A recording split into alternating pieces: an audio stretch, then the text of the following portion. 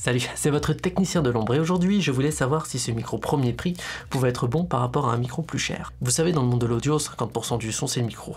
Le reste, c'est le préamplificateur. Alors du coup je me demandais, qu'est-ce qui se passe si je mets un micro comme ça sur une carte son professionnelle? Quand vous branchez votre micro sur votre PC, vous le reliez en fait à une carte son. La carte son convertit les signaux analogiques en signaux numériques, c'est-à-dire qu'il convertit des valeurs de tension en une suite de 0 et de 1. Évidemment, en analogique, la tension va varier directement avec le bruit. Plus il y aura de bruit, plus il y aura des artefacts audibles. C'est pour ça qu'on essaye d'avoir le meilleur rapport signal sur bruit. Ça veut dire un minimum de bruit pour un maximum de ce qu'on veut capter. La voix, un oiseau, des bruitages. Pour tout ça, pour dire que plus le signal est fort, plus il sera détaché du bruit. Il y a toujours du bruit, mais en plus petite quantité. Suffisamment faible pour qu'on ne l'entende plus. Un micro, par extension, ça capte un signal très léger. Ça capte un signal tellement petit, surtout parmi les aigus, que même certains micros n'y arrivent tout simplement pas à les entendre. Alors tout ça, tous les moyens sont bons pour amplifier le signal. Si on n'amplifie pas le signal sur le microphone, on le fait par le gain. Et comme le signal arrive avant enregistrement ou le stockage, on parle alors de préampli. Bien sûr, il existe d'autres méthodes, comme injecter un courant porteur ou améliorer la capsule par exemple. Mais un bon préampli, lui, il va prendre le signal dégueulasse et le monter suffisamment fort sans faire monter le bruit à côté pour qu'on puisse entendre très très bien. Et laissez-moi vous dire que votre téléphone ou votre ordinateur, lui, n'a pas de bon préampli. Ça, c'est ma Focusrite 18i20.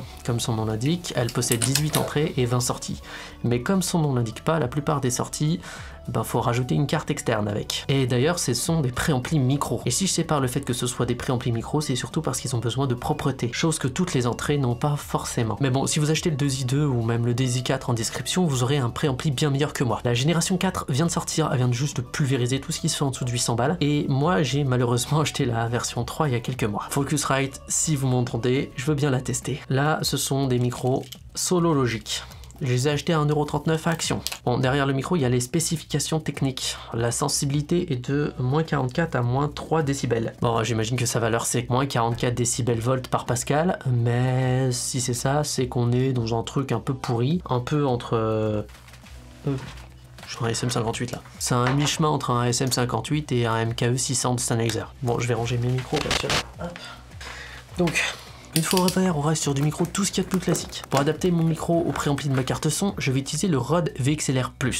Il existe en version normale ou pro, mais le Rode VXLR+, permet de transformer le Phantom en Power Plugin, qui permet de transformer 48 volts en 5 volts, que j'ai besoin, parce que le micro XLR normal, lui, il flingue le micro. Le Pro permet aussi d'envoyer un signal en symétrique, mais ça me concerne pas, sachant que les câbles sont très petits et que je vais pas avoir plus de 7 mètres. Pour adapter, il faut encore un adaptateur et encore de chez Rode, et là encore, la qualité c'est de la merde. Je vous présente le SC3, clairement c'est de la merde au prix où je l'ai payé très cher et il a encore augmenté de prix récemment, mais c'était le seul truc à l'époque pour transformer le TRRS en TRS et croyez-moi, vu la finesse du câble, il va péter un jour ou l'autre, c'est fait pour. Enfin bref, ça permet de transformer n'importe quel micro-casque conçu pour ordinateur ou téléphone dans des préamplis plus professionnels. Ici c'est celle de ma Focusrite 18i20. Pour le test, on va juste essayer ma voix. Bon, d'habitude j'aime bien pousser le vis un peu plus loin et le transformer dans des trucs, mais si jamais ça vous intéresse, n'hésitez pas à vous abonner, à mettre un commentaire, un j'aime et à partager. Comme ça, peut-être qu'un jour, on va prendre peut-être un micro, encore une fois de chez Action, et puis on va le pousser à fond avec pourquoi pas une ISA de Focusrite ou même une RME, qui sait. Enfin bon, là, faut bombarder de pouces bleus quoi. Bref, on va faire une comparaison simple avec mon microphone et un préampli classique, dans une configuration perche traditionnelle. Puis avec le micro proche de la voix tel qu'il a été conçu pour à l'origine. Faut savoir que la forme du micro, alors là, petite séquence ASMR.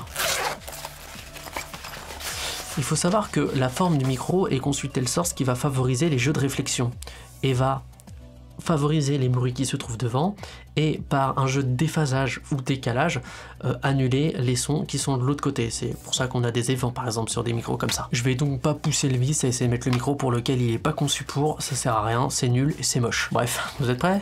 Eh ben on va y aller. Bon, avant de commencer, le préamp, c'est pas 50% du son, j'ai menti. On va dire que c'est 25% de son dans la prise de son et encore. Voici donc les deux tests. Et voici le premier test. C'est mon micro normalement, placé de manière normale, à quelques centimètres de moi, de manière perche, basique. Ok, donc voici la micro-action avec le traitement habituel. La différence est subtile, mais sachez que c'est parce que j'ai travaillé le son. Ceci est mon micro habituel sans aucun traitement. Voici le micro-action sans traitement. Du coup, qu'est-ce qu'on peut en conclure? Déjà, le matériel professionnel, c'est beaucoup de confort et beaucoup de facilité de la mise en œuvre. on est là pour la rapidité et la vitesse.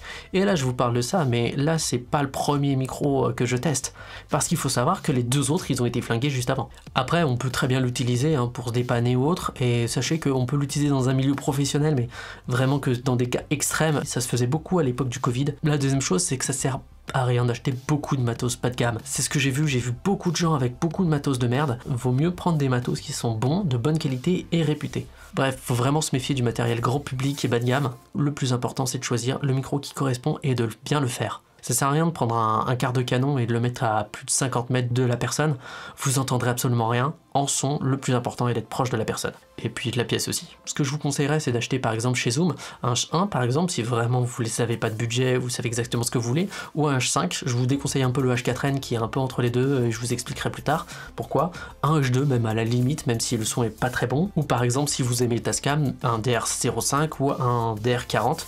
Mais pareil, Tascam actuellement je vous le déconseille un peu, même si c'est une marque que j'affectionne parce que je possède beaucoup de produits Tascam, on va dire qu'elle est loin à l'époque de la modèle 16. Bref, si vous prenez mieux, c'est que vous avez des meilleurs préamplis, et dans ce cas-là, il faudrait des meilleurs micros. N'achetez pas les premiers prix, encore une fois, même en micro XLR, ça sert à rien et ça va vous faire perdre de l'argent. Un micro de bonne qualité, un bon traitement derrière, une bonne pièce, un bon endroit, un bon placement, et vous êtes bon pour l'éternité avec. C'était votre technicien de l'ombre, restez branchés.